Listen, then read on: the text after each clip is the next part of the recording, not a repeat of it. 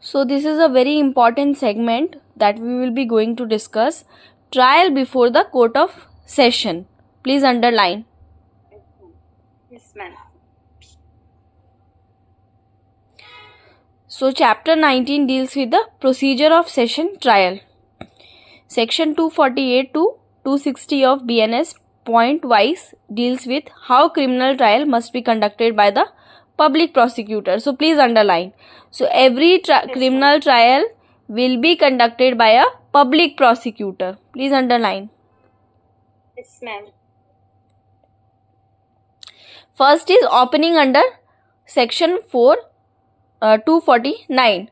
The prosecutor appointed will open the case by explaining the charges leveled against the accused in the charge sheet to the court. Please underline the charges leveled against the accused. We already know what is charge.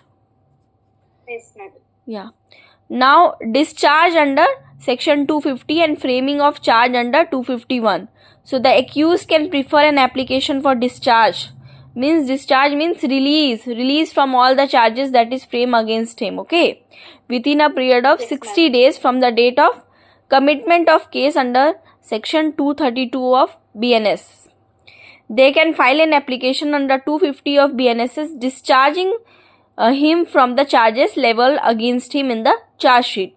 For discharge, the accused must submit before the court and satisfy the court that all the charges that are leveled against him are false and insufficient to proceed with the trial. And if the court feels that yes, the charges are all the charges that are leveled against the person is false, they will discharge the accused, means release the accused, and they will also conclude the trial of the case. Okay. Yes, ma'am. Yeah. So if an application under section 250 of BNS is rejected, so there are two cases. First, if it is accepted, then the person will be released. Second, if they are not, if the petition is rejected, then the court may go ahead and frame charges against the accused under section 251 of BNSS. At this stage, the court can also add, please underline, the court can also add or delete any charge if the material available on record does not support the said charge. The court shall read out the charge to the accused. Please underline. The court shall read out the charges to the accused and ask the accused in person if he agrees with the said charges and pleads guilty to the same or not. Pleads guilty to the same or not. Please underline. Yes, ma'am. Yeah. Next is very important topic, that is plea bargain. So an accused can also file an application for plea bargaining under section 290 of BNSS. This application can be made where a charge sheet has been filed under section 193 of BNSS by the police alleging that the offence appears to have been committed by the accused. Please underline. Offence appears to have been committed by an accused. So the requirement of plea bargaining application is underlined. The punishment of offence cannot exceed 7 years. The offence does not affect the socio-economic condition of the country. Then the offence should not have been committed against women and children. So in all these cases, plea bargaining is allowed. Yes, ma'am. On receiving such an application, the court may issue a notice to the public prosecutor and or the complainant to work out mutually satisfactory disposition. We have already studied what is plea bargaining in our previous class. So if such mutual satisfactory disposition is worked out, then the magistrate may dispose of the case under section 293 of BNSS and pass a judgment under section 294 of BNSS taking into account and the consideration of plea bargaining application. Plea bargaining means two people, the accused and the victim, they sit together, they discuss and they mutually try to resolve their disputes. But there are three conditions. First is the punishment of offence should not be more than 7 years. Second is it must not affect the socio-economic condition of the country. And third, it must not be against women or children. Okay? Yes, ma'am. Any doubt? No, ma'am. Next, conviction of plea of guilty under section 252 of BNS. So if at this stage of the trial the accused person pleads guilty means yes, he accepts that yes, I have committed this offence to committing to the alleged offence, and agrees to the charge frame, he may directly be convicted for the offence under 252 of BNSS.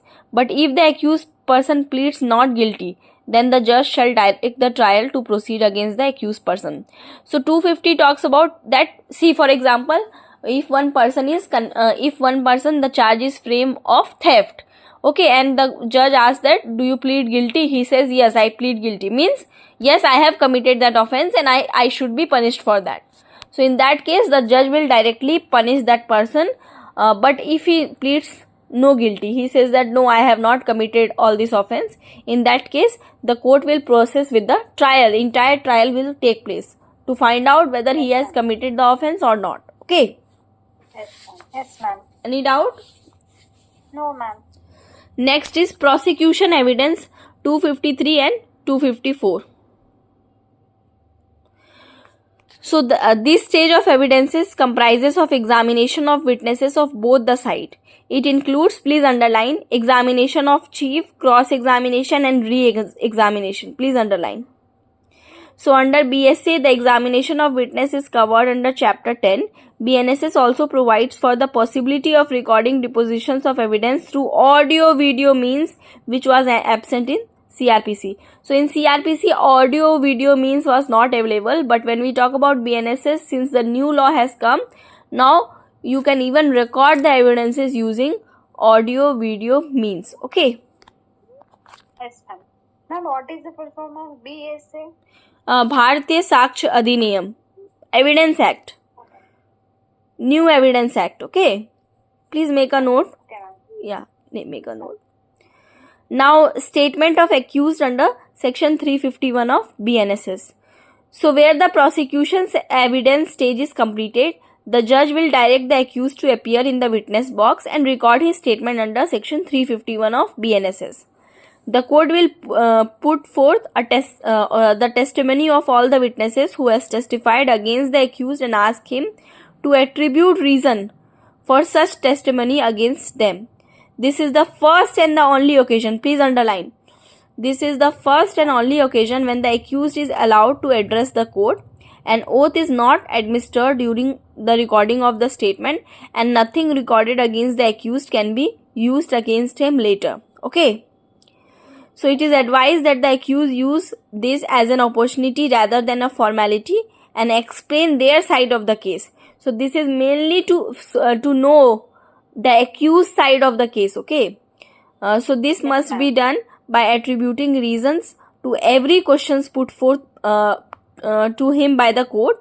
This will assist the counsel appearing for the accused during the defense stage and final argument. So this is very important for determining the acquittal or the conviction of the person. So it is recorded under 351. Please make a note of this. Yes, ma'am. Now defense evidence. So after recording the statement under section 351 of BNSS, the judge may allow the accused through their counsel or advocate to produce the defense evidence, means their side of witnesses. So if any, now final argument, verdict, quantum of punishment, judgment under section 257 to 258. So this is the final stage where both the parties, after proper evaluation of statements, underline, proper evaluation of statements, evidences and testimony of witnesses, put their case before the court through oral arguments. Based on the arguments and the material evidences on the record, the judge will pronounce if the accused is convicted or acquitted from the charges leveled against them. So if the judge convicts the accused, then he has to hear the accused on quantum of judgment under section 401 of BNS as to what shall be the period of him serving the term of offence committed by him, and on hearing the accused, the judge will pass a detailed judgment recording all the reasons as to why the accused shall be punished for the offence. Okay, I will tell you one of the case, my personal case, that was a session trial before the district court. So in that case, the accused, there were total 9 accused person who were involved in a murder case. Okay, so I argued the case. In that case, all the 9 persons were convicted and they were sent to jail immediately. But after that, a date was fixed. Okay, a date and time was fixed for deciding as to quantum of punishment. Okay, so how much punishment, what will be the term of punishment that will be served by them after they are punished, then only it is decided. Okay, once they are punished, they are sent to the jail, then a date is fixed by the court. On the next following date, both the parties argue whether he should be given this much punishment or he should not be, because see, in judgment it will be clear that the person has to serve 7 years simple imprisonment, plus they also have to give this much of fine, but the judge gives an opportunity for both the parties to argue as to the quantum of punishment. So the petitioner side will argue that the punishment should be more because murder took place and life of one person is gone. On the other side, the person will argue, on the accused side, they will argue that they are very small children now, they need proper care and protection, and if they stay in jail for a longer period of time, it is a probability that they will become bad, all this. So this is a matter of argument. So this is covered under this. Okay, 401. Yes. Please remember this and please underline that. Okay. Yes, ma'am. Yeah, any doubt? No, ma'am.